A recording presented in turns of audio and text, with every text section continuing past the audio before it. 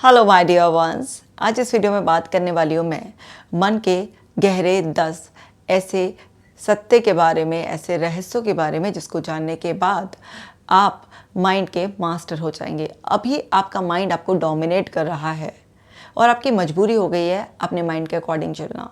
लेकिन जैसे ही आप इन ट्रुथ को जान जाएंगे तो आप मास्टर हो जाएंगे। तो ये बहुत ही वैल्यूबल वीडियो है, लास्ट तक ज़रूर देखना है, इसे शेयर ज़रूर करना है। चैनल पे नए हैं तो सब्सक्राइब भी कर लीजिए, वीडियो को लाइक करके कमेंट करके अपना प्यार मुझे ज़रूर देना।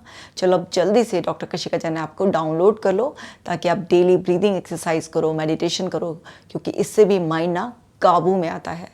डियर डिप्रेशन लेट्स ब्रेकअप जो कि एक मास्टरपीस है, ज़रूर पढ़ें और पढ़ाएं। तो चलिए आप सीखना शुरू करते हैं। हम आज जान रहे हैं 10 ऐसे गहरे सत्य अपने माइंड के बारे में जो आपको माइंड का मास्टर बना देंगे। तो समझो, हमारे पास ना दो माइंड हैं, एक फास्ट है, एक स्लो है। अब हमारा माइंड का एक सिस्टम बहुत ही ज़्यादा क्विक है। अब वो इतना फास्ट है, इमोशनल है, इंट्यूटिव है कि वो क्विकली बिना आपके कॉन्शियस इन्वॉल्वमेंट के अपने आप ही क्विकली सब जो भी अंदर स्टोर्ड है उसे चेक करता है। चाहे वो आपके बिलीफ चेक करने हो उसे, चाहे आपकी मेमोरीज को उसे देखना हो,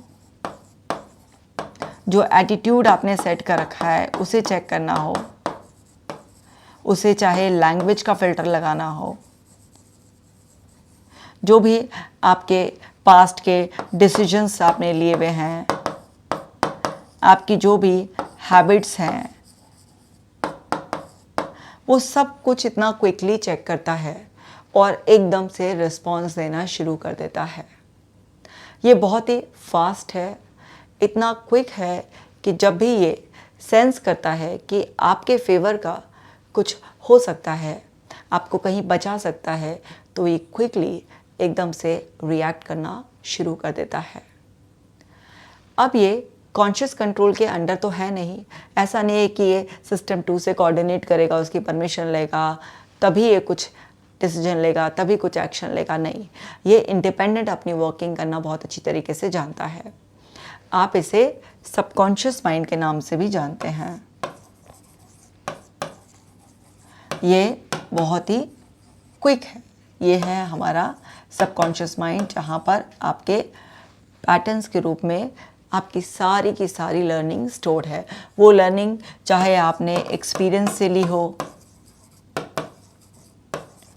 आपने कुछ भी रेफरेंसेस से ली हो, जो भी एनवायरनमेंट से आपको मिले हैं, किसी भी बेस पे आपने ली हो, वो सब आपके अंदर स्टोर्ड होते हैं। जो भी आपने रिपीट किया उसके स्ट्रॉन्ग पैटर्न बने, जो आपने रिपीट नहीं किया जाता उसके पैटर्न्स थोड़े वीक बने। पर आपके अंदर वो सब कुछ जो आपने इन्फॉर्मेशन कंज्यूम किया, एक्सपीरियंस किया, वो सब स्टोर्ड होते हैं और उसके बेसिस पर आपके कुछ बिलीफ बन गए होते हैं, है ना। आपकी कुछ वैल्यूज़ भी होती हैं, आपके पास मेमोरीज होती हैं, आपका एटीट्यूड, लैंग्वेज का, डिसीजन, हैबिट्स का तमाम फिल्टर ये लगाता है और बहुत ही क्विक, एकदम से फास्ट रिस्पॉन्स देता है ये। और ये ना एकदम से रिएक्ट करता है, बेसिकली ये रिएक्ट करता है। ये आपके इमोशंस के सिग्नल्स पकड़ता है, इंट्यूटिव है, ये इमेजिन करने लगता है। इसका काम क्या होता है कि जो भी सब कुछ इसका ये जो कलेक्शन है ना, इस कलेक्शन के बेसिस पर ये क्या करता है, अज्यूम करता है, प्रेडिक्ट करता है और आपको कन्विंस करता है, ये आपको कन्विंस करने की कोशिश करता है। अब इसका काम यह है कि ये आपको प्रोटेक्ट करे। क्यों? क्योंकि ये अभी भी किस पॉलिसी पर चलता है? ये चलता है better safe than sorry policy.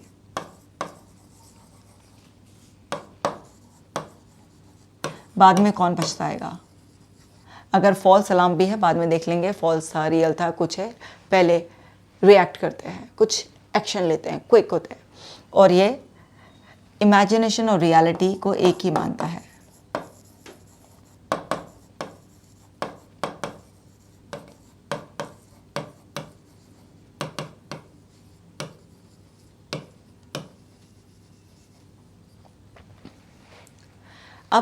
आपके पास एक ब्रेन है और आपके पास एक माइंड है।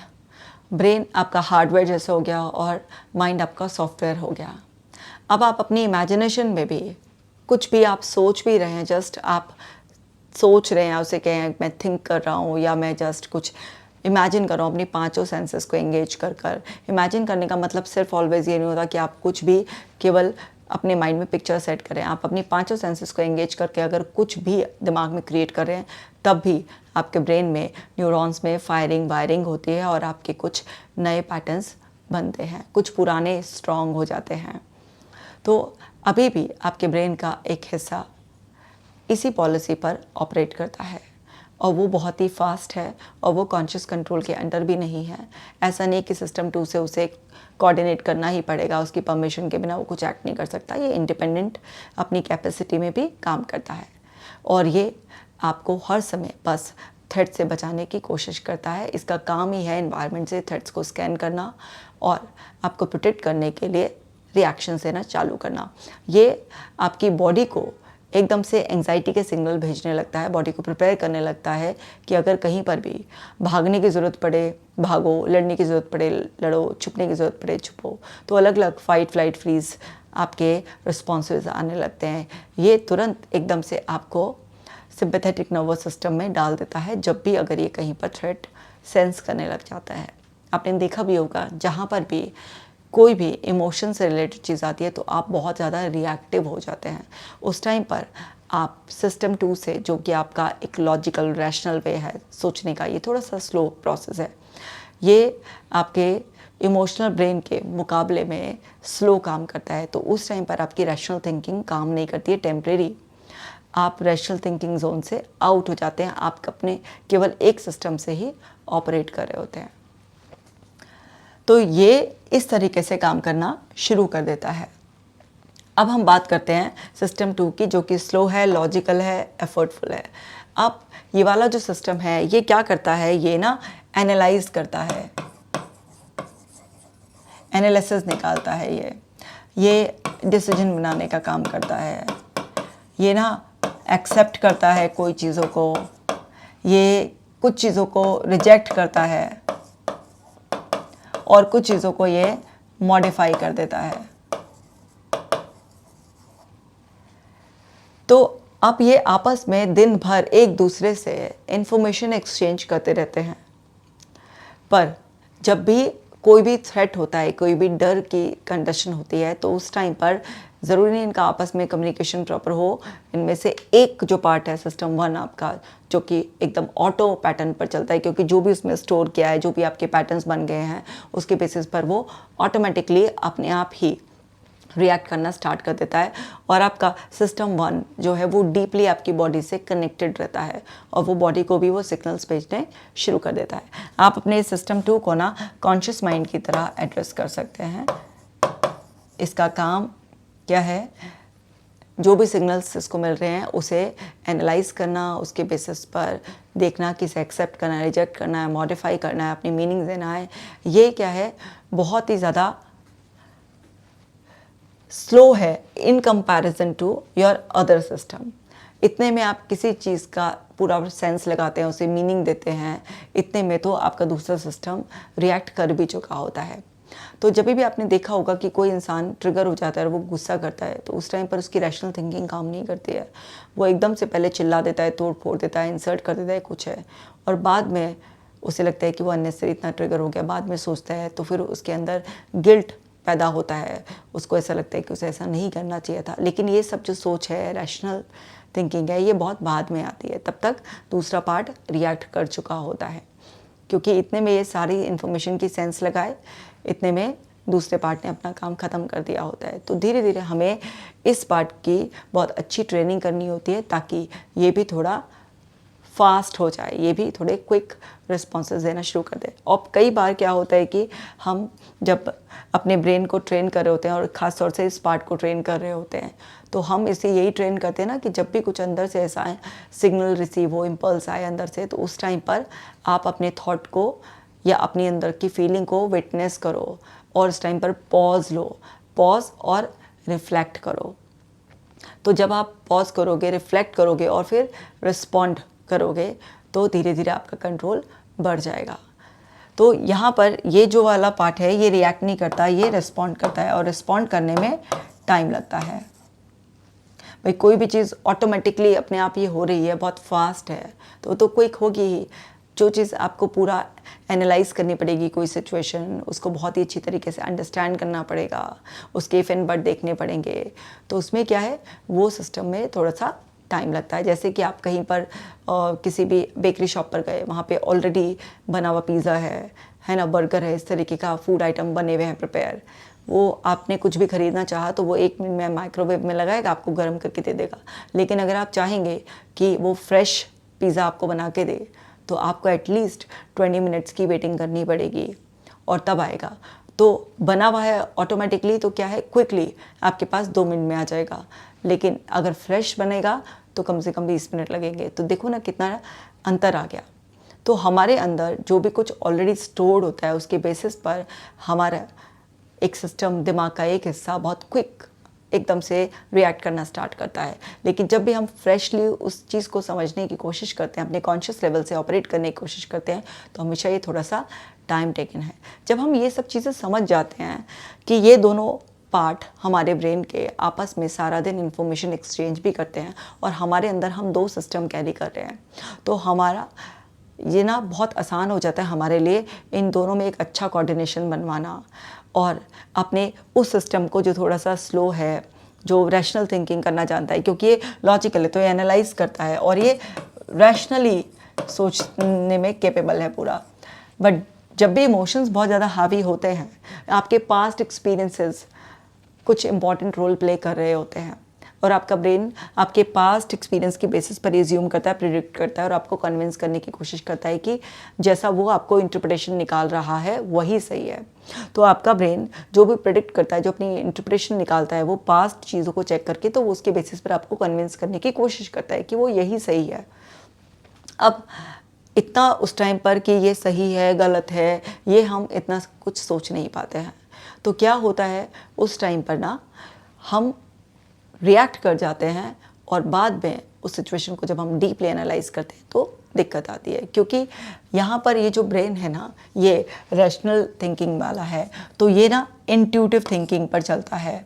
अब ये वाला जो हमारा सिस्टम 1 है, ये हमारा ना रैंडम कहीं से भी कुछ भी चीज़ें उठा लेता है। लेकिन ये जो आपका सिस्टम 2 है, जो स्लो है, ये क्या है, ये एक सीक्वेंस से चलता है, एक ऑर्डर से चलता है। अब जो हमारा ये ब्रेन है, सिस्टम 1 है, जो एकदम से रिएक्टिव ब्रेन है, ये ना इमेजिनेशन की भाषा समझता है। ये जो सिस्टम 2 है, जो थोड़ा सा स्लो है, ये आपके वर्ड्स की भाषा समझता है।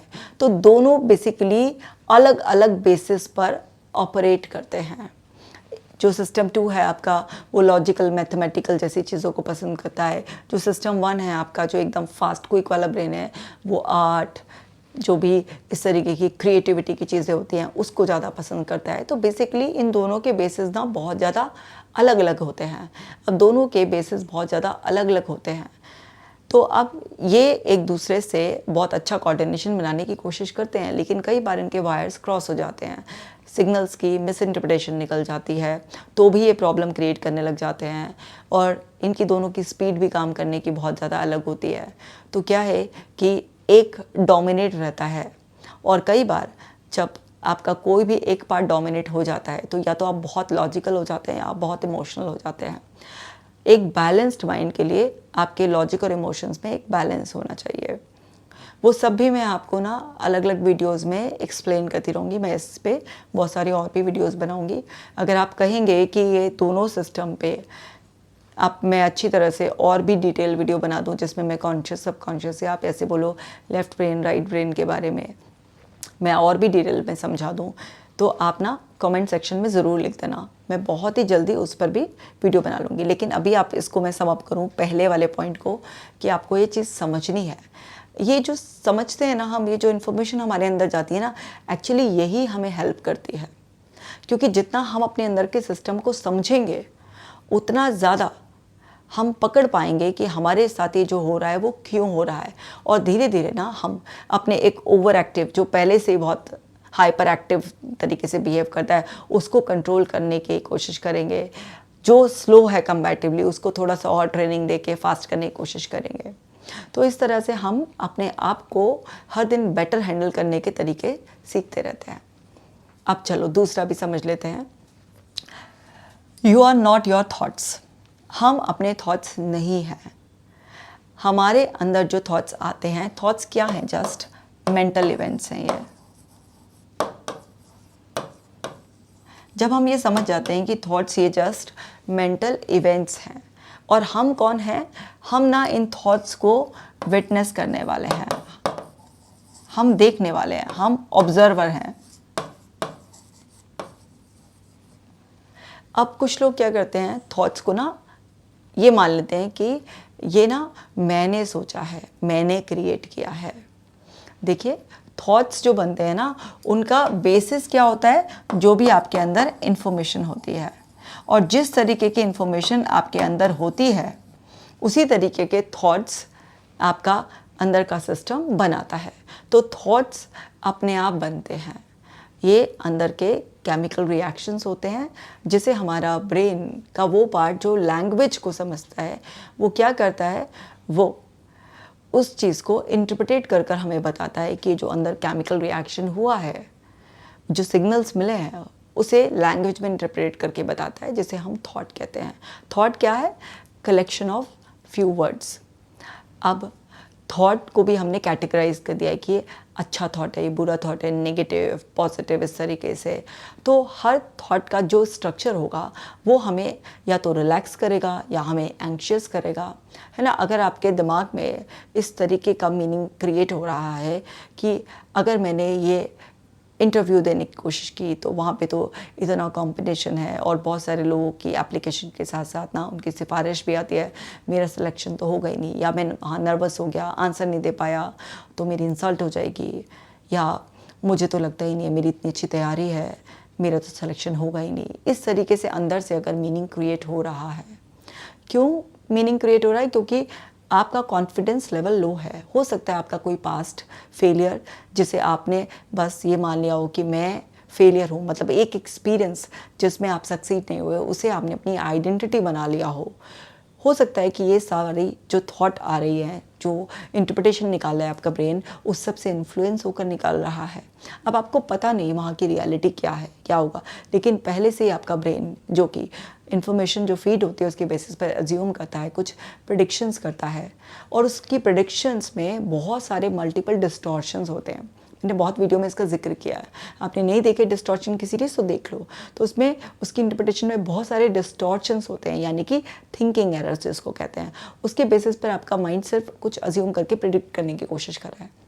अब आपने उस मोमेंट को फेस तो किया नहीं है, क्योंकि तो फ्यूचर इवेंट है, जब होगा तो होगा। तो आप अगर पास्ट के बेसिस पर जो निकाली हुई इंटरप्रिटेशन है, जो गैसेस हैं, जो अजम्पशन है, उसी को अपनी रियलिटी मानकर आप उसके बेसिस पर अपना कॉन्फिडेंस लो कर लेते हैं, आप कोई एक्शन नहीं लेते हैं, तो क्या होगा? आपका माइंड राइट प्रूव हो जाएगा, और जबकि आपने उसे राइट प्रूव होने दिया। आप चाहते तो उसकी इंटरप्रिटेशन को, जो कि पास्ट पर बेस्ड थी, उसे रॉन्ग भी साबित कर सकते थे। जब आप अवेयर हो गए थे, विटनेस बन गए थे कि आपका माइंड ये मीनिंग क्रिएट कर रहा है और इस बेसिस पर मीनिंग क्रिएट कर रहा है, तो आप ना ज़्यादा एफर्ट्स डालकर और रिजल्ट की फिक्र छोड़कर बस कि मुझे अपना बेस्ट देना है, ये एफर्ट्स अगर आप डालते तो बहुत हाई चांसेस हो जाते कि आपको वहाँ पर सक्सेस मिलती। तो उस केस में ना तो आपको ये कभी गिल्ट, रिग्रेट फील होता कि यार मैंने अपनी तरफ से कोशिश नहीं की, और आपको जो माइंड कह रहा है उससे अलग एक्सपीरियंस आता। भले ही फिर भी चाहे आपका सिलेक्शन ना होता, लेकिन आपको ये ज़रूरत था कि मैंने अपना बेस्ट दिया है। पर जब हम थॉट से मैनिपुलेट होना शुरू हो जाते हैं और थॉट के साथ इस तरह से मर्ज हुआ फील करते हैं कि कई बार तो थॉट एक्शन फ्यूज़न भी हो जाता है कि जैसे थॉट आई है तो जैसे एक्शन हो ही गया हो। ऐसे जैसे ओसीडी वालों को होता है इसमें ना, कि अगर थॉट आई है तो जैसे उन्होंने कर ही दिया है ऐसा। तो आपको समझना है कि थॉट ना कोई पुश नहीं है, कोई फोर्स नहीं है कि अब ये थॉट आ गई तो ऐसा ही करना है। थॉट्स ना ये ना क्या होते हैं, ये होते हैं सजेशन।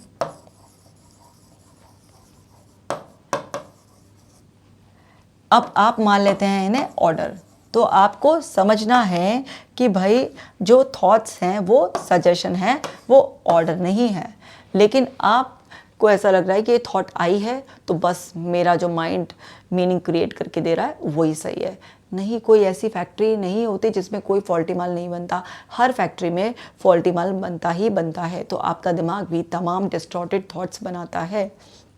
कभी वो ये क्लेम करता है कि जो अज्यूम कर रहा है उसे पता है कि दूसरे आदमी के दिमाग में क्या चल रहा है, उसके बिहेवियर के पीछे का क्या रीज़न है।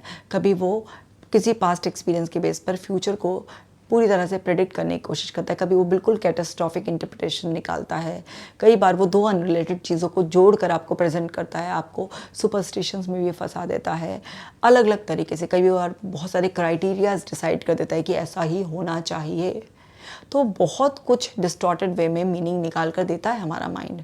तो थॉट्स को आपको समझना है कि वो गैसेस है, अजम्पशंस हैं और माइंड की प्रिडिक्शन है। वो कोई ऑर्डर नहीं है कि आपको फॉलो ही करना है, वो सिर्फ सजेशन है। तो आपके माइंड में दिन में 70 से 80 हज़ार तक भी थॉट्स आ जाती हैं। अब मोस्टली थॉट्स क्या होती हैं, रिपीट होती हैं और नेगेटिव होती हैं। मतलब आपका माइंड आपको एक बुफे की तरह थॉट ना प्रेजेंट करता है, आपको सर्व करता है। जैसे होता है ना, हम कहीं पार्टी में जाते हैं, बुफे लगा हुआ होता है, बहुत सारे आइटम्स ऐसे हैं जो हम खाते भी नहीं हैं, जो हम जानते हैं हेल्थ के लिए अच्छे नहीं है। जंक फूड है, कोई नॉन वेज है ना, ऐसे अल्कोहल भी वहाँ पर है, हेल्दी ड्रिंक्स भी हैं, बहुत कुछ ऐसे ऑफ़र किया गया है। बट हम क्या करते हैं, हम वाइजली पिक करते हैं और फिर वही चीज़ हम कंज्यूम करते हैं जो हमें पसंद है, हमारे फ़ायदे के लिए है। अब ऐसा नहीं है ना कि ज़बरदस्ती कुछ भी ऑफ़र किया है तो हमें सारी ही चीज़ें टेस्ट करनी है, नहीं। तो हमारे पास हमेशा पावर ऑफ चॉइस होती है। तो आप अपने एक्शंस को चूज़ कर सकते हैं। तो यहाँ पर ना आपको पावर ऑफ चॉइस का इस्तेमाल करना है। और थॉट्स को ना आप लेबल भी कर सकते हैं। अगर ये कोई अनहेल्पफुल थॉट है तो आप इसको लेबल कीजिए यहाँ पर कि ये थॉट एंग्शियस थॉट है, किसी भी तरह से ये फियरफुल थॉट है, ये माइंड रीडिंग है, ये जर्नलाइजेशन है, ये कैटास्ट्रॉफिक थॉट है, ये शुड स्टेटमेंट्स है। इस तरह से मैंने पूरी सीरीज़ भी बना रखी है डिस्टॉर्टेड थॉट्स की, उसे देख लो तो पता चलेगा। ये थॉट्स ना जब आती हैं ना तो बहुत ही ज़्यादा रियल लगती हैं। उस टाइम पर ऐसा लगता है कि हमारी रैशनल थिंकिंग एबिलिटी बिल्कुल ख़त्म हो गई है, क्योंकि ये ऑटोमेटिकली आ रही हैं। पर हमेशा याद रखो, हमारे पास इन थॉट्स को जो आ रही हैं उन्हें एक्सेप्ट कर लो, और उन पर एक्शन नहीं लोगे तो इनडायरेक्टली उसका रिजेक्शन हो जाएगा। तो हमारे पास हमेशा पावर है कि जो थॉट हमारा माइंड जो मीनिंग क्रिएट कर कर दे रहा है हमें, हम उसका मीनिंग चेंज कर सकें। तो जब आप ऑटोमेटिक थॉट पर एक्शन लेना बंद करते हो और अपने मीनिंग खुद क्रिएट करने लगते हो, आप ना अपने माइंड को टीच करते हो, उस टाइम पर ट्रेन करते हो कि जो वो मीनिंग निकाल कर दे रहा है वो इनकरेक्ट है, और आप डिफरेंट पर्सपेक्टिव से, एक अलग ही नज़रिए से आप उसको डिफरेंट मीनिंग देते हो। तो आप इस तरह से रिप्लेस कर करके आप अपने ब्रेन को ट्रेनिंग दे रहे होते हो कि मीनिंग निकालना है तो पॉजिटिव मीनिंग निकालो, रियलिस्टिक मीनिंग निकालो। इतना डरने की कोई ज़रूरत नहीं है, क्योंकि माइंड ना नेगेटिव बायस है और वो हर समय बस कुछ ना कुछ ऐसा चुनता रहता है, किसी को खतरा है, कुछ ना कुछ नेगेटिविटी चुनता रहता है, जबकि ऐसा होता नहीं है। तो ये समझो कि आप अपने थॉट्स नहीं हो। जब आप मानते हो कि आप अपने थॉट्स नहीं हो तो बेसिकली यहाँ पर आप क्या प्रैक्टिस कर रहे हो, कॉग्निटिव डिफ्यूजन।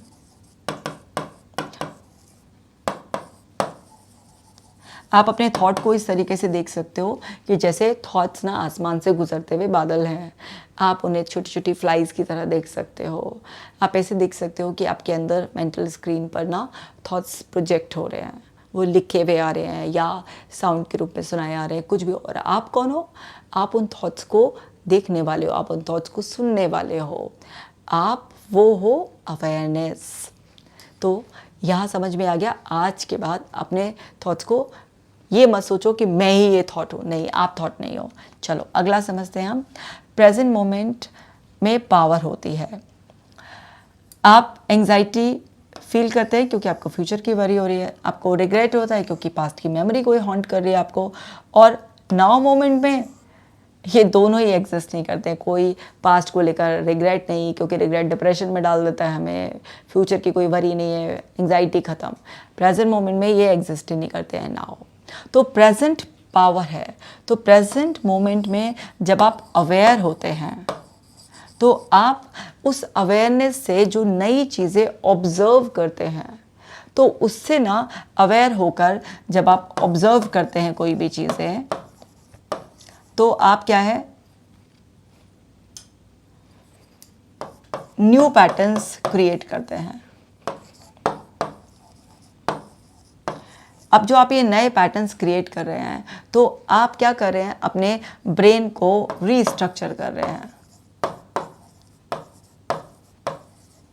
ब्रेन का स्ट्रक्चर हर दिन बदलता रहता है ना, जैसे जैसे कुछ कुछ नया जाता है। तो ओल्ड स्टोरी जो बार बार रिपीट कर रहा था आपका ब्रेन, वो बार बार उसका रिपीटेशन कम होने लगता है। तो आप रीस्ट्रक्चर करते हैं और आपके ब्रेन में जो नए न्यूरॉन्स में फायरिंग वायरिंग होती है, आपके नए पाथवेज बनते हैं, नए नेटवर्क बनते हैं। तो न्यू पाथवेज, न्यू नेटवर्क आपको नई इन्फॉर्मेशन जो स्टोर होती है उसके बेसिस पर कुछ डिफरेंट वैरायटी थॉट्स, आपकी फीलिंग्स में बहुत शिफ्ट आता है, आप नए एक्शंस लेते हैं।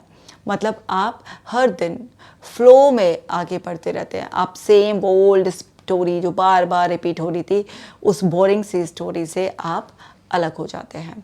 तो आपको अगर माइंड के जंजाल से बचना है, तो माइंड की टाइमलाइन में क्या होता है ना, देखो अब ये क्या हो गया, हमारा पास्ट हो गया, ये हो गया हमारा फ्यूचर। तो माइंड क्या है ना, यहाँ पर तो नो माइंड स्टेट होती है, जो प्रेजेंट होती है वो आपकी नो माइंड स्टेट होती है। क्योंकि माइंड क्या है आपका, माइंड है आपका कलेक्शन ऑफ मेमोरीज। वो मेमोरीज कैसे बनी है आपकी, जो भी आपने खुद एक्सपीरियंस किया या आपने आसपास से रेफरेंसेस उठाए, तो उसके बेसिस पर वो या तो आपको पास्ट में उलझा के रखेगा, ये नहीं हुआ, वो नहीं हुआ, इस वक्त ऐसा कर लेते, वैसा हो जाते, तुम्हारे साथ ऐसा हुआ तो फिर ऐसा हो जाएगा, ये सब ड्रामों में उलझा कर रखता है। या फिर वो फ्यूचर में ना आगे आगे जो पास्ट पे है, जो फ्यूचर की भी बात बताता है, किस पर बेस बताता है, जो भी पास्ट में उसके पास कलेक्शन है उसके बेसिस पर बताता रहता है।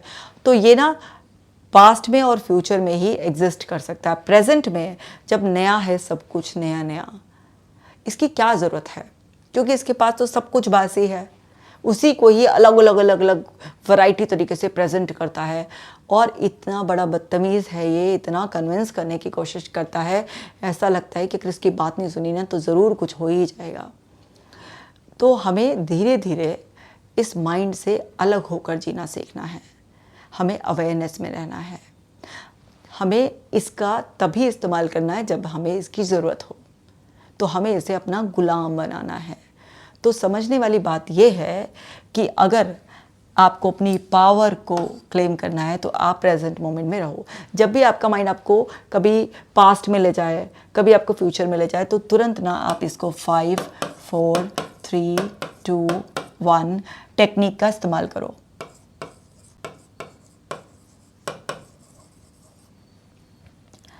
ये ग्राउंडिंग टेक्निक है, सबसे आसान टेक्निक है, और इस टेक्निक को यूज़ करने के लिए किसी चीज़ की ज़रूरत नहीं होती है, सिर्फ आप ही होने चाहिए। तो 5 चीज़ें आसपास कोई भी ऑब्जर्व करो। जब भी आपका माइंड आपको कहीं पास्ट में अटका रहा है या कहीं फ्यूचर में जा रहा है, तो 5 चीज़ें ऑब्जर्व करो, 4 चीज़ें फटाफट से टच कर लो, 3 चीज़ें सुन लो, 2 चीज़ें स्मेल कर लो, 1 चीज़ अपना टेस्ट कर लो। इस तरह से आप जब भी इस तरह से ग्राउंडिंग करते हैं, आप ना हर वक्त एक ध्यान में रहते हैं। यानी कि आप जो भी कर रहे हैं, खाना खा रहे हैं तो भी आप उसी मोमेंट में, नहा रहे हैं तो भी उसी मोमेंट में, किसी से बात कर रहे हैं तो भी उसी मोमेंट में, आप जब भी जो भी कुछ कर रहे हो उसी मोमेंट में होते हो ना, तो आपका माइंड आपसे उस टाइम पर सेपरेट रहता है। और ये सब ना ट्रेनिंग का पार्ट है। जैसे ही आप ध्यान में रहना सीख जाते हो, ध्यान करना बड़ा मुश्किल है बट ध्यान में रहना बहुत आसान है। तो ध्यान में रहना सीखो। बहुत ही सिंपल सा फॉर्मूला है, जो जब कर रहे हो बस पूरी सेंसेस उस पर लगा दो और ये मानो कि यही पल मेरा जीवन है। फिर देखो ध्यान में रहोगे हर वक्त, अलग से मेडिटेशन करने की ज़रूरत भी नहीं पड़ेगी।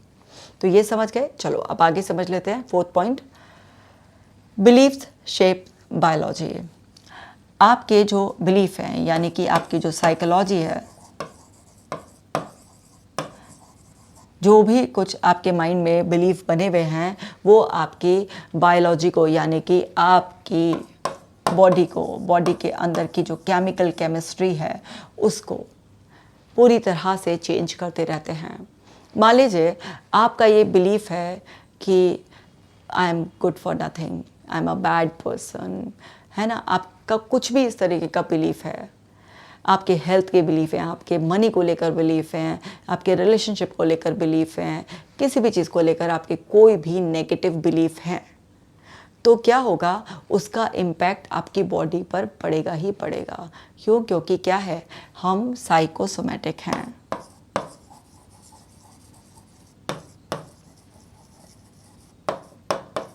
साइकी यानी कि आपका माइंड और सोमा यानी कि आपकी body. And body and mind एक दूसरे से क्लोजली लिंक्ड हैं। आपस में पूरा दिन इनकी चैटिंग चलती रहती है, एक दूसरे को ये इन्फ्लुएंस करते रहते हैं और एक दूसरे से पूरी इतनी पक्की दोस्ती गांठ के रखते हैं कि अगर यहाँ पर दिमाग में टेंशन है तो वो बॉडी में ही फील होती है आपको। आपकी अगर फिज़िकल हेल्थ ख़राब है तो आपका मूड भी चिड़चिड़ाता है। अगर कोई भी इंसान बहुत नेगेटिव सोचता है तो उसको नेचुरली बहुत बॉडी में थकान महसूस होती है। अगर आपका माइंड ये कह रहा होता है कि कल तुम फेल हो जाओगे किसी भी चीज़ में, या वो इंसान तुम्हें नुकसान पहुंचा देगा किसी भी तरीके से, कुछ भी, कहीं कैंसर ना हो जाए, ये ना हो जाए, कुछ भी बुरी से बुरा थॉट भी आपके दिमाग में चल रहा होता है, या सिंपल से सिंपल नेगेटिव थॉट भी कुछ चल रहा होता है, कोई भी अगर नेगेटिव थॉट आपके माइंड में चल रहा होता है तो उसका इम्पैक्ट आपकी बॉडी पर आता है। इसीलिए जब आपका माइंड डर की इंटरप्रिटेशन निकाल रहा होता है तो लोग अक्सर अपने पेट में उसके सिम्टम्स महसूस करते हैं। आपकी हार्ट बीट इरेगुलेट हो जाती है, आपका ब्रीदिंग पैटर्न चेंज होता है, आपको चोकिंग सेंसेशन महसूस होती है, तो आपकी बॉडी पर उसका इम्पैक्ट पड़ता है। आप अगर किसी भी तरीके से कभी भी एक्सपीरियंस कर चुके हैं कि आपके माइंड ने प्रॉब्लम की क्रिएट किया था और आपकी बॉडी ने उसको सफ़र किया, तो आपको तुरंत मेरी बात समझ में आ रही है। और अगर आपने सफ़र किया है और अभी तक नोटिस नहीं किया तो आप नोटिस कर देख लेना कि कैसे आपकी साइकोलॉजी आपकी बायोलॉजी को अफेक्ट करती है। यानी कि जो आपके सोचने के अंदर की पावर है उसको आपको सही तरीके से इस्तेमाल करना है। आपको सोचना भी बड़ा सोच कर है, क्योंकि आपके हर नेगेटिव मीनिंग का जो आप क्रिएट कर रहे हैं या जिस नेगेटिव मीनिंग जो दिमाग निकाल कर दे रहा है उस पर एक्ट कर रहे हैं, तो उस सब का इम्पैक्ट आपकी बॉडी पर पड़ता है। आपने देखा होगा टेंशन में लोग क्या होता है, या तो ज़्यादा खाने लगते हैं या उनकी बिल्कुल ही भूख प्यास चली जाती है। तो आपकी बॉडी सफ़र करती है अगर आपका माइंड नेगेटिवली प्रोग्राम हो गया है। तो आप देखिए, अगर आपको किसी वजह से, ख़राब लाइफस्टाइल की वजह से, आपको कुछ गलत खान पान की वजह से आपकी बॉडी बीमार हो गई है, तो उस टाइम पर आपका मन भी क्या है, किसी चीज़ में नहीं लगता, कुछ काम करने का मन नहीं करता, थका थका सब कुछ एकदम बेईमाना लगता है। अब उस टाइम पर अगर आप जस्ट एक थॉट चेंज कर लें कि सिर्फ यही बोलें कि हर बार जैसी मैं मेडिसिन ले रही हूँ वैसे वैसे मेरी बॉडी हील होती जा रही है, मेरे शरीर में से सारे टॉक्सिन्स जो बढ़ गए थे वो सब रिलीज़ हो रहे हैं, मैं हील हो रही हूँ। आप देखेंगे कि अगर आप इसके साथ ये पावरफुल थॉट प्रोसेस ऐड कर लेते हैं तो आपकी हीलिंग फास्ट हो जाती है, क्योंकि आपकी बॉडी को हीलिंग के सिग्नल्स मिलने स्टार्ट हो जाते हैं। और आपने अपने घरों में देखा भी होगा ना कि जब हमारी खास तौर से मम्मियाँ बीमार हो जाती हैं और वो आराम कर रही होती हैं, लेकिन उनको जब दिख रहा होता है कि बच्चा भूखा है ना, उसको खाना देना है, तो वो अपने मन में क्या यही तो है कि चलो उठकर इसको खाना दे दे, उसे भूख लग रही है। तो वहाँ पर क्या है, उनके अंदर एक डीप इमोशन वो फील करती हैं और वो अपने अंदर इस थॉट से एक हिम्मत के इमोशन को ट्रिगर करती हैं, और उनकी बॉडी जो बीमार थी, जो एकदम बिल्कुल ऐसे होता लेटी जा रही थी, उसमें भी उस टाइम पर पावर आ जाती है और उठकर आप कर लेते हैं। दूसरा समझो, कि मान लीजिए आप दिन भर के थके हुए हैं, रात को आप सो रहे थे, आराम करते, लेकिन तभी कोई इमरजेंसी आ गई, किसी को एकदम हेल्प की ज़रूरत हो गई या कुछ भी है, शॉर्ट सर्किट हो गया, कुछ भी हो गया, तो आपकी थकी हुई बॉडी में भी ना एकदम से तेजी आ जाती है। वो सारी स्टोर्ड एनर्जी आप फील करने लग जाते हैं। क्यों? क्योंकि माइंड ने कुछ ऐसा सिग्नल दिया कि डेंजर है और इस टाइम उसने बॉडी को प्रिपेयर कर दिया। तो बॉडी एंड माइंड के कनेक्शन आपको बहुत डिफरेंट तरीके से मिल जाएंगे। आप सिंपल 1 मिनट आंख बंद कर बस रिलैक्स, आप कितना भी अंदर आपके नेगेटिविटी हो, रिलैक्स करेंगे तो आपकी बॉडी उस रिलैक्सेशन को फील करने लग जाएगी। लेकिन कुछ लोगों का ये जो रिलैक्सेशन का लेवल है वो नहीं फील कर पाते, क्योंकि आपके बॉडी एंड माइंड में जो कनेक्शन है ना, ये आपकी वेगस नर्व से कनेक्टेड है। अब वेगस नर्व आपके अंदर लॉन्गेस्ट नर्व है, जो सारा आपका ब्रेन, गट ब्रेन के अंदर ना इंफॉर्मेशन एक्सचेंज करने का काम करती है। आपके गट ब्रेन में आपके ऊपर वाले ब्रेन से भी ज़्यादा न्यूरॉन्स हैं। उसका अपना एक अलग इंडिपेंडेंट नर्वस सिस्टम है। अब आपस में ये सारा दिन इंफॉर्मेशन एक्सचेंज करते हैं। और आपकी बॉडी कैसे बनी है? फूड से बनी है। आपके फूड का मूड से बहुत गहरा कनेक्शन है। अगर आपका फूड अच्छा नहीं होता तो आपका मूड भी अच्छा नहीं होता है। और आपने कई बार अपने मूड को अच्छा करने के लिए कुछ ऐसा फूड खाया होगा जिसके बाद आपको थोड़ा अच्छा फील हुआ होगा। अगर आपका लाइफस्टाइल बहुत पुअर है, आप अच्छा क्वालिटी फूड नहीं खाते हैं, सही तरीके से नहीं खाते हैं, आप अपने गट को अब्यूज़ करते हैं, तो आप अपनी बॉडी को अब्यूज़ करें। बॉडी उन सारे केमिकल्स का फॉर्मेशन अच्छे से नहीं करेगी। आपकी केमिकल केमिस्ट्री बिगड़ेगी और आपके माइंड को सही सिग्नल्स नहीं जाएंगे। क्योंकि जब आपकी गट हेल्थ बिगड़ती है तो आपके ब्रेन को सही सिग्नल्स नहीं जाते हैं। आपका गट केवल डाइजेशन के लिए रिस्पॉन्सिबल नहीं है, वो आपके मूड को भी रेगुलेट करता है। उसकी गड़बड़ी की वजह से आपको ब्रेन फॉग भी होता है, आपके इंट्रूसिव थॉट्स भी बहुत ज़्यादा बढ़ते हैं। तो आपकी बॉडी आपके माइंड को भी इन्फ्लुएंस करती है और आपका माइंड आपकी बॉडी को भी इन्फ्लुएंस करता है। अब आपको अच्छी तरह से समझ में आ गया होगा। तो बॉडी एंड माइंड दोनों की टेक केयर बहुत अच्छी तरीके से करनी है। आगे समझते हैं पॉइंट। यह सबकॉन्शियस जो है वो एक साइलेंट मास्टर है। हमें ऐसा लगता है कि ना हमारे पास मालिक का नाक है।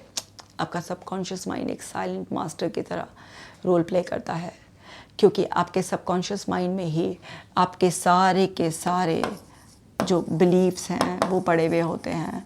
आपकी सारी की सारी जो मेमोरीज़ हैं वो पड़ी हुई होती हैं, है ना। आपके जो भी वैल्यूज़ एट्सेट्रा सब कुछ पड़े हुए होते हैं। अभी फर्स्ट वाली स्लाइड में भी मैंने समझाया था। तो आपका जो सिस्टम 1 बता रही थी मैं, बहुत फास्ट है, क्विक है, वो साइलेंट जो है ना मास्टर है। हमें ऐसा लगता है कि जैसे ये डिसीजन ना हमने लिया, ये ना मेरी चॉइस थी, ये इल्यूजन होता है हमें। बट एक्चुअली हमारा सबकॉन्शियस माइंड ही ना जो हमारे एक्सपीरियंसेस, बिलीफ बने हुए होते हैं उसके बेसिस पर कैलकुलेट करके वो हमें सिग्नल्स ही ऐसे देता है कि हमें इल्यूजन होता है कि ये तो मैंने चूज़ किया है, ये तो मेरा डिसीजन है। नहीं, वो हमसे इस तरीके से ये सब चीज़ें कराता रहता है। अगर आप चाहते हैं कि आपका कंट्रोल वापस आपके पास आ जाए तो आपको अपने सबकॉन्शियस माइंड को ना रीप्रोग्राम करना होगा, तभी आपकी मास्टरी आएगी। तो आपको इस सबकॉन्शियस माइंड को ना रीप्रोग्राम करना होगा। अब अगर आपको रीप्रोग्राम करना है तो पहली प्रोग्रामिंग को अंडरस्टैंड करना होगा कि पहली प्रोग्रामिंग क्या हो गई है। इसीलिए मैं हमेशा कहती हूँ सबसे कि अगर आपको किसी भी चीज़ का परमानेंट क्योर चाहिए तो पहले अपने बिलीफ को समझो, अपनी वैल्यूज़ को समझो। जो आपके पास पास्ट के कुछ ट्रॉमास पड़े हैं, अनरिजॉल्व इश्यूज़ पड़े हैं, उनको सुलझाओ।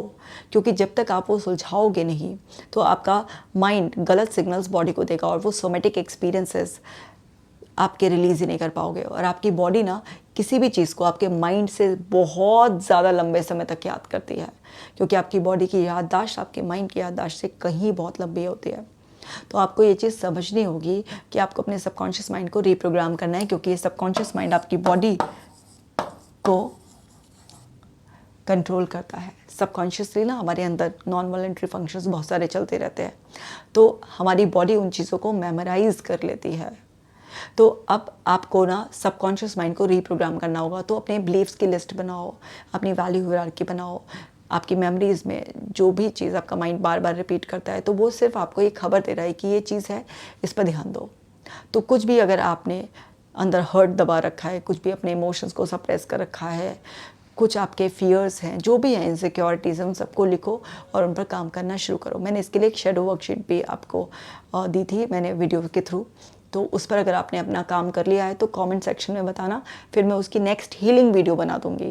क्योंकि अभी मैंने वो शैडो वर्क करने की कि आप जान जाए, सिर्फ वो वाला पार्ट बनाया है, हीलिंग की वीडियो नहीं बनाई है अभी। तो अगर आप चाहते हैं कि हीलिंग की भी बना दूँ तो आप कमेंट सेक्शन में लिख देना। तो आपको ना अपने ये सब चीज़ें एक्सेस करनी होगी, और फिर वो आपको लिखने के बाद जब पूरी क्लैरिटी आ जाएगी तो आप समझेंगे कि अच्छा ये गड़बड़ी है। जब वो गड़बड़ी आप पकड़ लेंगे तभी तो आप उसे ठीक करेंगे। तो आपका सबकॉन्शियस माइंड ही अंदर से अपने आप ही ऑटोमेटिक, क्योंकि आपका जो सबकॉन्शियस माइंड है ना वो ऑटोमेटिक माइंड है, तो वो ऑटोमेटिकली अपने आप ही आपको हर समय इन्फ्लुएंस करता रहता है, आपकी बॉडी को वैसे ही प्रिपेयर करता रहता है। तो आपके सबकॉन्शियस माइंड में ही गड़बड़ी होती है, जिसकी वजह से आपको ऑटो सजेशंस बिल्कुल गलत आते हैं। और आपका सबकॉन्शियस माइंड ही ना 90%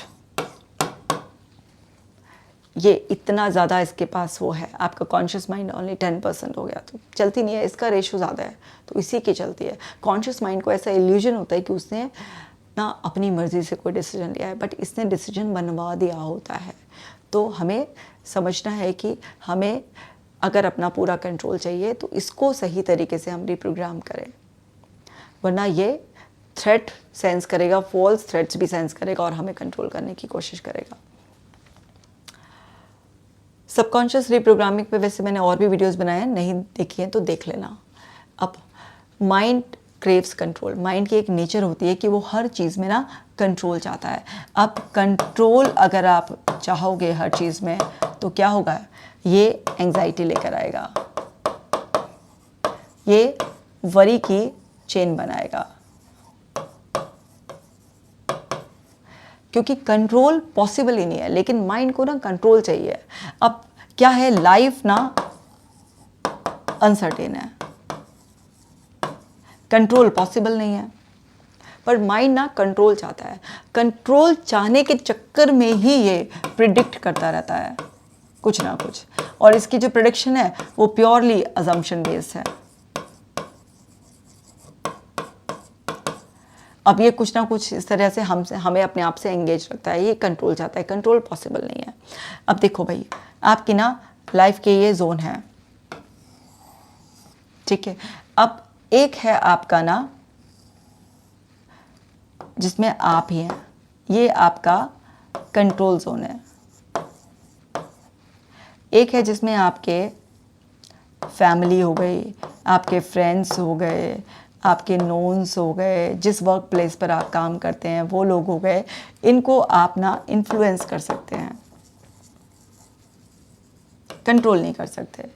और ये आपका हो गया जिसमें एनवायरनमेंट हो गए, आपके सारे अननोन हो गए, आपकी गवर्नमेंट, नेचर सब हो गया इस तरह से। ये आपका सरेंडर जोन है। माइंड कहता है लेकिन तुम अपनी ज़िंदगी के साथ साथ ना दूसरों का भी कंट्रोल करो।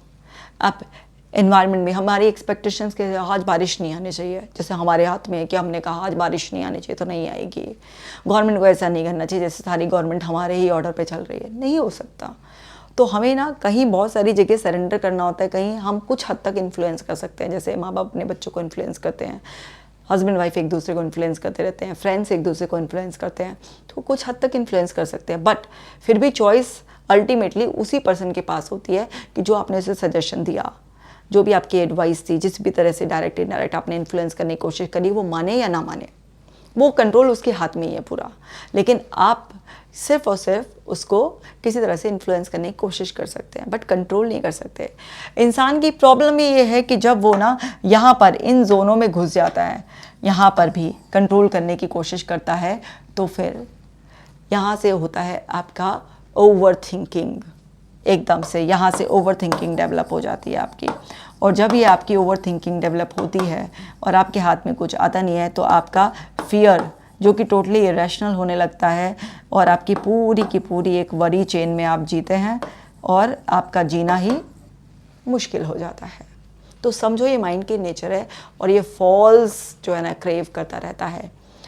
आपको कंट्रोल छोड़ना है, आपको सरेंडर कर देना है, क्योंकि हमारा खुद पर कंट्रोल हो सकता है कि भाई मैं सुबह कितने बजे उठूँ, मेरे को क्या खाना है, मुझे किसी सिचुएशन में अगर कोई बोल रहा है तो उसको किस तरह से रिप्लाई करना है। तो मेरे अंदर की चीज़ों पर कंट्रोल हो सकता है, लेकिन मेरा सब पर नहीं हो सकता ना।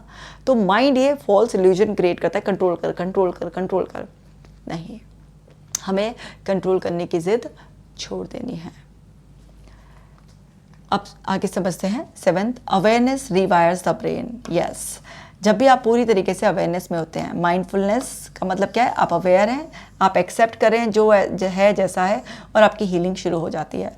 अगर आपका ब्रेन गलत तरीके से वायर हो चुका है तो रिलैक्स, रीवायरिंग पॉसिबल है। और इतने सारे न्यूरॉन्स हैं, उनमें फायरिंग वायरिंग करा के आप नए पैटर्न्स, नए पाथवेज डेवलप कर सकते हैं। और पुरानों को जब आप यूज़ करना बंद कर देंगे तो वो अपने आप ही यूज़लेस हो जाएंगे, अपने आप ही वो कनेक्शंस डेड हो जाएंगे। तो आपको अगर रीवायर करना है तो आपको ना अवेयर रहना पड़ेगा। अवेयर रहने के लिए जिस मोमेंट में आप हो तो आपको उस मोमेंट पर फोकस करना पड़ेगा। जब आप उस मोमेंट पर फोकस करेंगे, उसमें इंटरेस्ट लेंगे, उसे नेचुरली एक्सेप्ट करेंगे, यानी कि अपनी जिद छोड़ देंगे, तो आप ना एकदम से नए तरीके से प्रोग्राम होना शुरू हो जाएंगे। अब क्या होगा, जब आप रीवायर करेंगे तो भाई जो ओल्ड वायरिंग है आपके दिमाग में वो भी तो सिग्नल्स देती रहेगी, क्योंकि जब तक पूरा रीवायर नहीं हो जाएंगे तो पुराने पैटर्न्स भी जो कि इतने सालों से आप रिपीट करते आए थे वो स्ट्रांग होंगे। तो पेशेंस रखना पड़ेगा। जब भी आप रीवायर करना है तो भाई सबसे पहला क्या है, आपको पेशेंस रखना पड़ेगा। अगर आपने पेशेंस नहीं रखा और आपने रिपीटेडली एक्शंस नहीं लिए तो तब रीवायरिंग नहीं हो पाएगी। अब जब आप रिपीटेड एक्शन लोगे, पेशेंस रखोगे, उसके बावजूद भी आपका क्या होगा, रीलैप्स होगा। अब भाई रीलैप्स होगा, उसका एक मीनिंग तो निकाल सकते हो फेलियर, मुझसे नहीं हो पाएगा। एक मीनिंग निकाल सकते हो कि ये जस्ट एक फीडबैक है कि पुराना पैटर्न बहुत ज़्यादा स्ट्रांग है और मुझे और ज़्यादा मेहनत करनी है, और ज़्यादा इसे नए पैटर्न को रिपीट करना है, और ज़्यादा एफर्ट्स डालने हैं। अगर तुमने निकाल लिया कि ये रिलैप्स का मतलब फेलियर है, जो कि गलत मीनिंग है, तो गड़बड़ हो जाएगी। एफर्ट्स छोड़ दोगे और सोचोगे अरे ब्रेन को तो रिवायर करा ही नहीं जा सकता। क्यों नहीं किया जा सकता?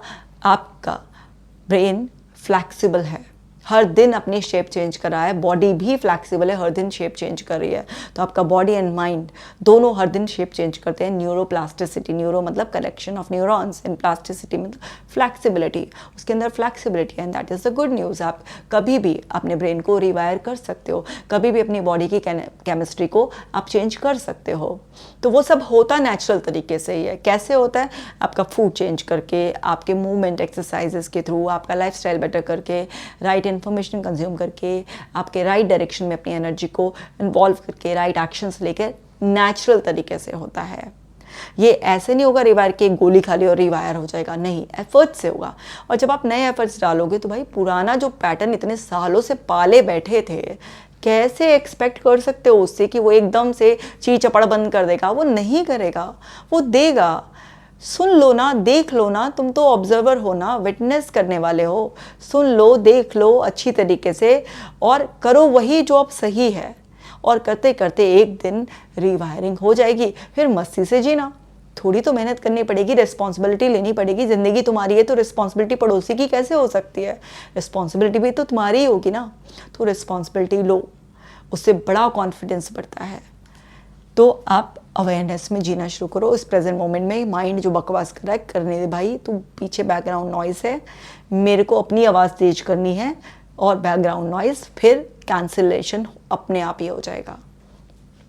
जिस भी दिशा में आप एक्शन लेना शुरू कर देते हैं, ब्रेन उसे इम्पॉर्टेंट मान लेता है और आपके रिपीटेड एक्शन ब्रेन का उस पर फोकस डाल देते हैं और फिर ब्रेन उस पर अपने आप ही फोकस करने की वजह से आपको जो माइंड, जिसे हम कहते हैं, माइंड और ब्रेन में इंटरचेंजेबली यूज़ करी हूँ क्योंकि माइंड जो है ब्रेन इन एक्शन, ठीक है। तो वो अपने आप ही आपके पीछे पीछे आने लग जाता है। जैसे एक बच्चा है ना, जिद कर रहा है, अब वो कह रहा है यही दिलाओ, यही करो, ऐसे करो, आप उसे छोड़ के चल दिए तो क्या होगा?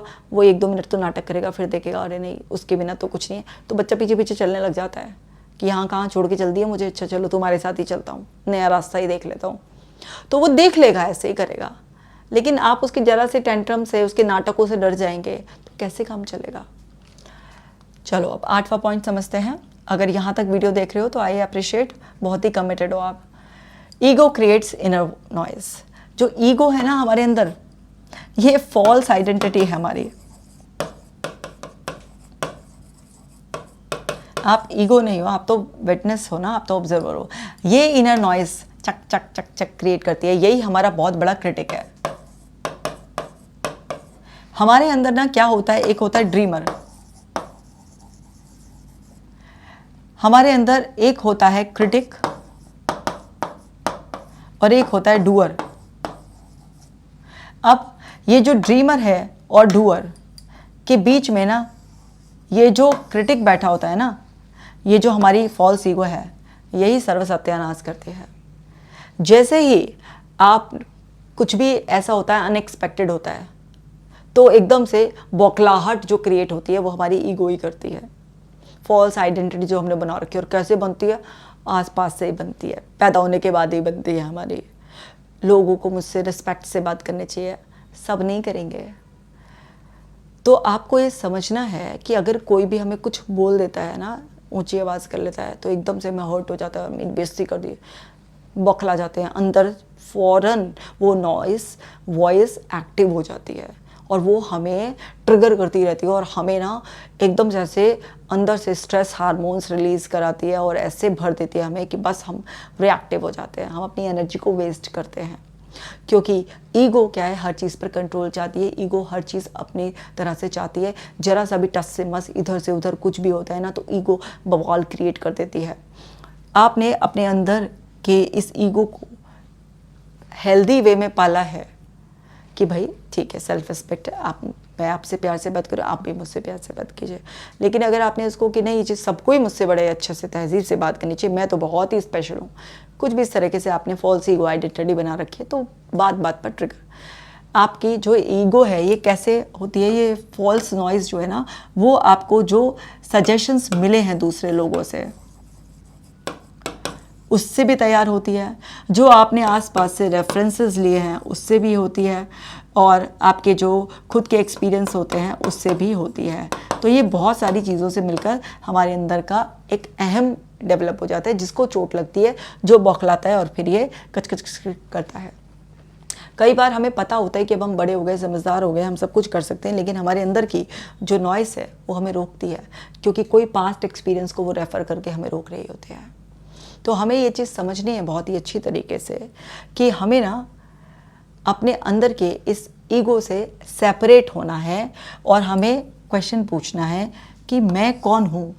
क्या मुझे ये कहा जा रहा है कि तेरे बस की ये काम नहीं है, मैं वो हूँ? किसी ने मुझे बोला कि तुम लूज़र हो, क्या मैं सच में लूज़र हूँ?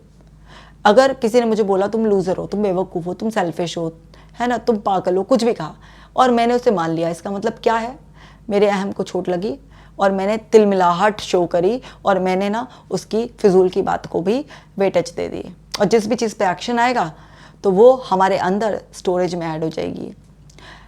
अब मैंने किसी के पागल कहने को, किसी के कुछ भी ऐसे ऊट पटांग सजेशन को मान लिया, यानी कि मैंने एक्सेप्ट कर लिया, मैंने उसे अपनी आइडेंटिटी बना ली, क्योंकि आई एम से रिलेटेड जो भी कुछ होता है वो हमारी आइडेंटिटी है, और हम रिएक्टिव हो जाते हैं उस चीज़ में।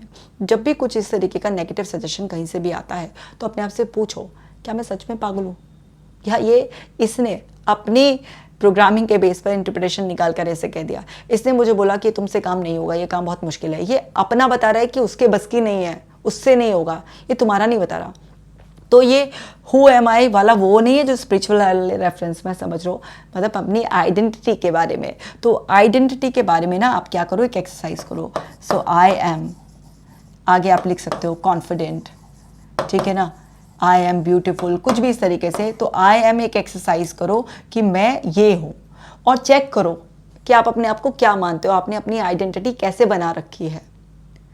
और अगर आपके आइडेंटिटी में गड़बड़ लगे तो फिर इसके बाद वाली एक्सरसाइज करना, आई वॉन्ट टू बी, क्या बनना चाहता हूँ मैं। अगर ऑलरेडी कॉन्फिडेंट हो तो बढ़िया बात है, इतनी प्रॉब्लम भी नहीं आ रही होगी लाइफ में, लेकिन नहीं हो तो अगर चाहते हो तो ये इसको यहाँ पर ऐसे भरना कि अभी हूँ नहीं, ठीक है ना। तो आपको जो भी अपनी आइडेंटिटी की पूरी लिस्ट बनाकर रियलाइज़ हो कि हाँ ये चीज़ें पॉजिटिव है, मैंने अपनी आइडेंटिटी के बारे में सेट कर रखी है, बहुत बढ़िया है, अप्रिशिएट करना। जो गड़बड़ है तो उसको मैं ऐसे ये बनना चाहता हूँ। फिर एक्शन प्लान बनाना अपना और एक्शन लेना। जब एक्शन प्लान बनाकर एक्शन लोगे तो फिर वो आपके आइडेंटिटी में ऐड हो जाएगा। तो जो भी आपकी फॉल्स आइडेंटिटी बनी हुई होगी, आपकी फेक आइडेंटिटी, नेगेटिव आइडेंटिटी, वो रिप्लेस हो जाएगी। और जब वो रिप्लेस हो जाएगी तो आपके अंदर की जो इनर नॉइस है, जो आपका क्रिटिक है, ये एक्टिव नहीं होगा, ये क्वाइट हो जाएगा बिल्कुल। और फिर आपके ड्रीमर और डूअर के बीच का ये जो गैप है ना, जो रोकता है ना आपको, आप 70 बार सोचते हैं फालतू में, आप रुक जाते हैं, अपने बहुत सारे सपनों को आप दफना देते हैं, आप एक्शन नहीं लेते हैं, कुछ नहीं, वो सब कलेश आपकी ज़िंदगी से ख़त्म हो जाएगा। चलो अब 9th पॉइंट की तरफ बढ़ गए हम। यह है mind runs in patterns. Mind ना अपनी एनर्जी को बचाने के लिए वो पैटर्न बनाता है। इसको हैबिट भी कह सकते हैं आप, इसको कंडीशनिंग भी कह सकते हैं।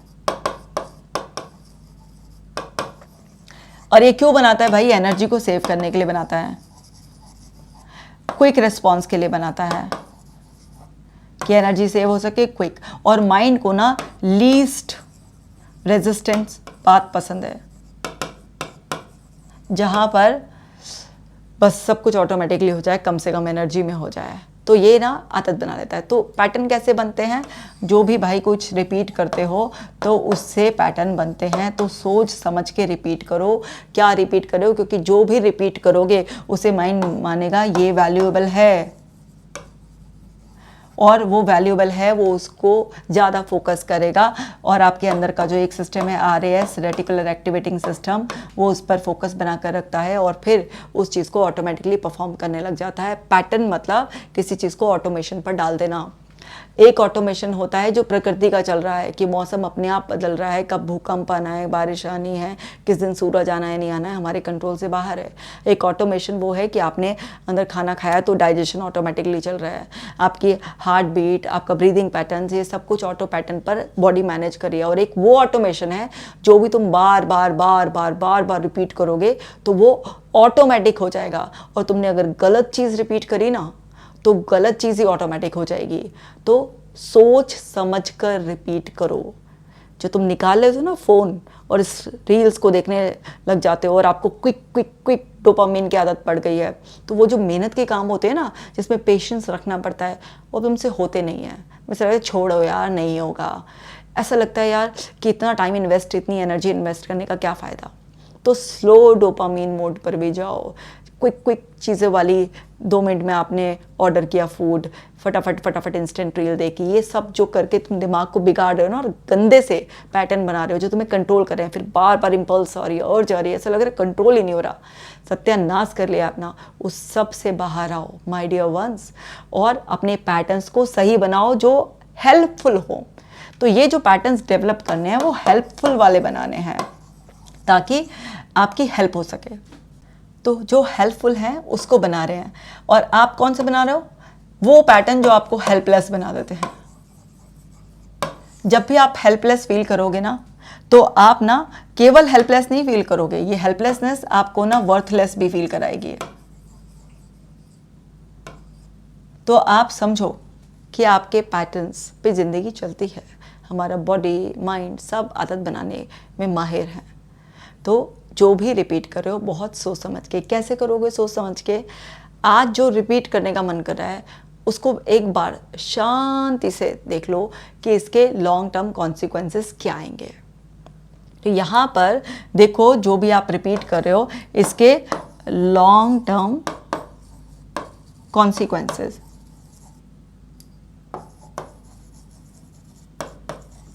इसके लॉन्ग टर्म कॉन्सिक्वेंसेस क्या हैं। एक बार जब रुक कर सोचोगे ना, क्योंकि रिपीट करने से पहले अगर पॉज ले लोगे और इसके लॉन्ग टर्म कॉन्सिक्वेंसेस सोचोगे आप कि लंबे समय तक, अभी नहीं पता चल रहा, एकदम नहीं पता चलता, एकदम कोई भी केमिस्ट्री बॉडी एंड ब्रेन की नहीं। एक दिन तुम जंक फूड खा लोगे, कुछ भी इस तरीके से उल्टी सीधा इन्फॉर्मेशन कंज्यूम कर लोगे, एक दिन में तुम्हारा कुछ नहीं होने का। लेकिन जब रोज़ करोगे आप अंदर से ख़राब होते चले जाओगे, तिल तिल करके। वो चेंज स्लो होता है लेकिन उसके रिजल्ट एकदम से आएंगे। फिर आपको लगेगा शायद सडन कुछ हो गया, सडन कुछ नहीं हुआ, तुम स्लो पॉइजन से अपने आप को तैयार कर रहे थे। तो जब भी कुछ नया करने की सोच रहे हो तो एक बार सोच लो, रिपीट करना चाहते हो अगर उसे, तो इसके लॉन्ग टर्म कॉन्सिक्वेंसेस क्या आएंगे। अगर तुम बर्दाश्त करने के लिए तैयार हो तो कर लो अपनी ज़िंदगी बर्बाद, तुम्हारी ज़िंदगी है, तुम ही मालिक हो, कर लो। लेकिन अगर ज़िंदगी को मज़े से जी कर जीना जाना चाहते हो इस दुनिया से, तो फिर अपनी हरकतें सुधार लो। यहाँ तक वीडियो देख रहे हो तो मेरे ट्रू डियर वंस हो, आई रियली अप्रिशिएट। अब चलो इसे समझो, अवेकनिंग इज सीइंग डिफरेंटली। अब ये अवेकनिंग का बात मैं ये नहीं कह रही हूँ कि मैं कोई रिलीजियस पर्सपेक्टिव में इसे कह रही हूँ, मैं आपको कह रही हूँ अवेयरनेस लेवल से। अब क्या होता है कि हमारे माइंड की जो स्टोरी होती है ना, जो हमारा माइंड हर समय कुछ ना कुछ नैरेट करता रहता है, कुछ ना कुछ हमें सुनाता रहता है, उससे डिफरेंट हट कर ऊपर उठकर अवेयरनेस में आप एक डिफरेंट पर्सपेक्टिव से जब कोई चीज़ देखना शुरू करते हो तो आप एक्चुअल में मास्टर बनना शुरू करते हो। सारी स्पिरिचुअल प्रैक्टिसेस को समझ लो आप। क्या है वो, क्या बोलते हैं कि बैठो, देखो क्या चल रहा है मन में, सुनो मन की, पर उलझो मत। जो विचार आ रहे हैं आने दो, जो शरीर को अनुभव हो रहे हैं होने दो। ना तुम शरीर हो ना तुम मन हो, you are not body, you are not mind. तो यहाँ पर याद रखो, you are not body, you are not mind. तो भाई तुम हो कौन? तुम हो प्योर अवेयरनेस, या इसको ऐसे बोलो, तुम हो कॉन्शियसनेस। तुम कॉन्शियस माइंड नहीं हो, तुम कॉन्शियस माइंड से भी ऊपर हो, तुम कॉन्शियसनेस हो, अवेयरनेस हो पूरा फुली। जो कॉन्शियस माइंड, सबकॉन्शियस माइंड के क्या खेल चल रहे हैं, बॉडी के साथ मिलकर क्या खेल चल रहे हैं, उन सब को तुम देखने वाले हो। तुम ये जानने वाले हो कि सब कुछ टेम्परेरी है, कुछ भी परमानेंट नहीं है। इसीलिए तो देखो ना, आज तुम्हारा एक ब्रेकअप हो गया, मन कितना कलप रहा है, जैसे ज़िंदगी ही ख़राब हो गई हो, बर्बाद हो गई हो। ऐसा लग रहा है जैसे अटक गए हो, अब ज़िंदगी में आगे नहीं बढ़ पाओगे। ऐसा होता है क्या? कुछ ही दिनों में, महीनों में क्या होता है, सब कुछ बदलने लग जाता है और फिर तुम आगे बढ़ जाते हो, किसी और के साथी बन जाते हो, उसके प्यार में पड़ जाते हो, सब कुछ। आज कोई फेल हो गया, उस टाइम तो ऐसा लगता है सब कुछ बिखर गया, लेकिन धीरे धीरे धीरे धीरे वो तैयारी करता है, फिर पास हो जाता है। किसी का फाइनेंशियल लॉस हो गया, किसी के घर में किसी की मृत्यु हो गई, कुछ भी है, क्या लगता है ऐसा? मन क्या है, कल पाता है, वो पुरानी स्टोरीज के बेसिस पर उलझाने की कोशिश करता है। शरीर अलग अलग तरीके से तड़पता है, मन अलग अलग तरीके से कलपता है, पर तुम ये सब नाटक देखने वाले हो। तो एक तो वो है जो पर्दे पर दिखाई दे रहा है, और एक वो है जो पीछे प्रोजेक्टर से आ रहा है, लाइट पर्दे पे। पिक्चर हॉल तो गए हो ना, तो सामने बड़ी सी स्क्रीन होती है और पीछे प्रोजेक्टर रूम से एक लाइट पर्दे पर पड़ती है। तो जो पर्दे पर दिखाई दे रहा है उसके चक्कर में मत पड़ो, पीछे प्रोजेक्टर को देखो और उसको देखो, उसको समझो, बस प्योर कॉन्शियसनेस में रहो। क्योंकि हर वक्त तुम एफर्ट्स नहीं डाल सकते चेंज करने का, रिप्लेस करने का, मन से उलझने का। बस देखने में भी अपना ही आनंद है, क्योंकि देखते देखते आप ना ऐसे परम आनंद की अनुभूति करते हो, क्योंकि उस क्षण में आप मन से और शरीर दोनों से जुदा हो जाते हो। तो आपको अपने रियल बीइंग का एहसास होता है और आप एक्चुअल में वही हो। ये सब कुछ ना एक नाटक की तरह हमारी ज़िंदगी में चल रहा है, लेकिन हम इस नाटक में इतना उलझ जाते हैं कि हमें लगता है हम ही इसका मेन किरदार है, जबकि हम तो सिर्फ नाटक को देखने वाले हैं।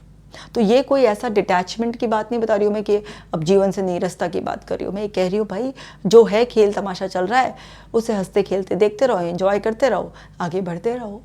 तो ये मैंने आज आपको बताई 10 deep truth about the mind. तो अब आपने जो भी कुछ सीखा है my dear ones, comment section में बताना मुझे आपको ये वीडियो कैसा लगा, आपने क्या क्या सीखा, और इसे सबके साथ शेयर ज़रूर करना और इसे अपनी लाइफ में इस्तेमाल करना। जो भी इशू से सफ़र कर रहे थे ना, सब गायब हो जाएंगे, रिलेशनशिप बेटर हो जाएगी, एंग्जाइटी, डिप्रेशन सब गायब हो जाएगा और खुशहाल तरीके से जियोगे।